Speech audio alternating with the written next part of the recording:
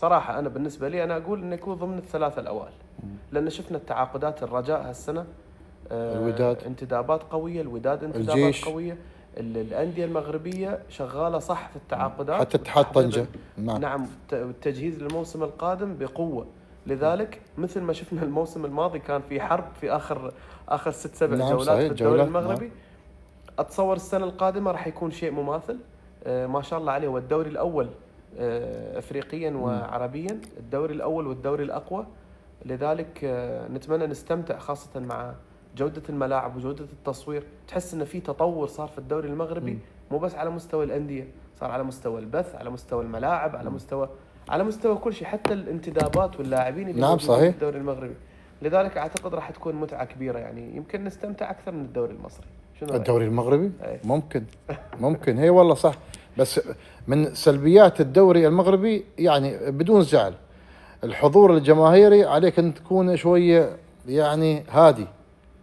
شفنا طبعا شغب بعض الجماهير في الموسم الماضي، عقوبات كثيره. ما نبغي تمنع الجمهور في مباراه الديربي مثلا، لا، ركز وتأنى واجلس وشاهد المباراه في مركب محمد الخامس، في مولاي عبد الله، مولاي الحسن، في أدرار أكادير، في فاس، في اتحاد طنجة، في بن سليمان إن شاء الله المرحلة المقبلة، في ملعب المدينة. تكون تشاهد الملاعب بأعلى مستوى. هذه الملاعب مش موجودة في أفريقيا.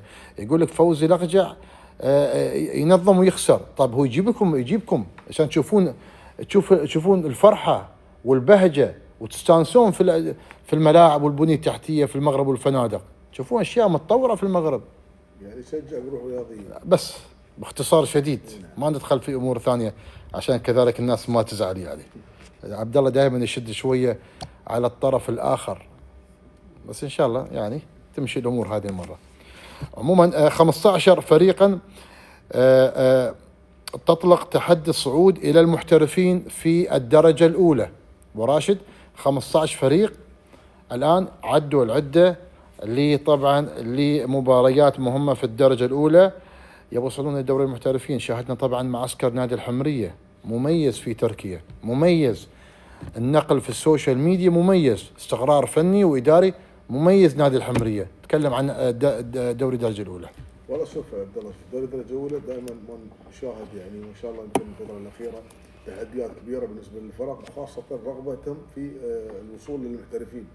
هذا يعطيه انطباع جيد. لكن اليوم الفرق الثانية او اللي تبغي تتنافس على الوصول لدوري المحترفين عليها انها تستقر من ناحيه استقرار فني، وايضا استقطاب اللاعبين اللي انت تحتاجهم، والافكار اللي موجوده عند المدرب على اساس انهم يطبقون الخطه اللي يبغيها المدرب. فاليوم شفنا الحمريه يمكن من الفرق اللي يعني انا اتابع فريق الحمريه بشكل كبير. يمكن الحمريه استقرار فني على مستوى عالي، استقطاب ايضا لاعبين عندهم جوده فنيه جيده.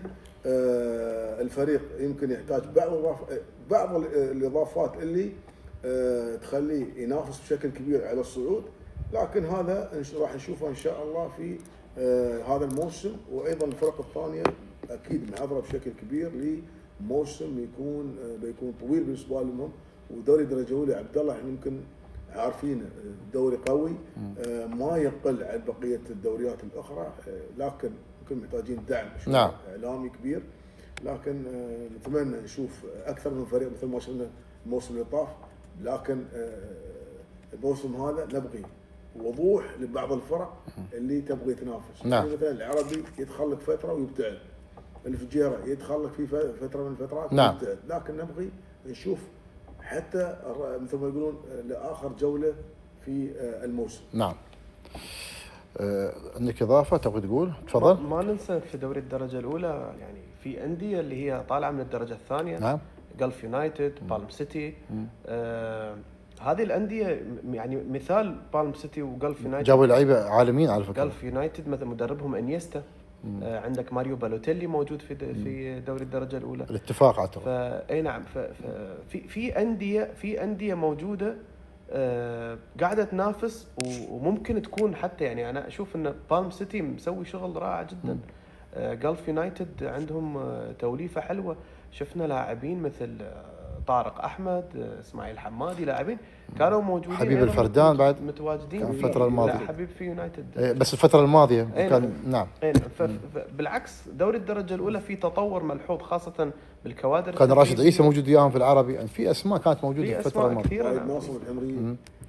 بس احنا كذلك نتمنى، يعني نتمنى يكون في نقل تلفزيوني لمباريات الدرجه الاولى، اللي عنده امكانيات ينقل دوري الدرجه الاولى، دوري ممتع، دوري ممتع، في لاعبين مميزين، في لاعبين مميزين مواطنين وكذلك اجانب. شوف عبد الله، دوري الدرجه الاولى لو تلاحظ يمكن عبد الله ذكر طالب من الفرق، ونست يمكن يعني تو دخل الدوري هذا شويه يحتاج الى مدرب يعرف يتعامل مع المباريات في الدرجه الاولى. يعني طالب عنده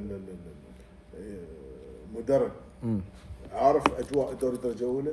الحمريه عنده مدرب اللي هو زلكو عارف الوضع في الدرجه الاولى. هذا المدربين اللي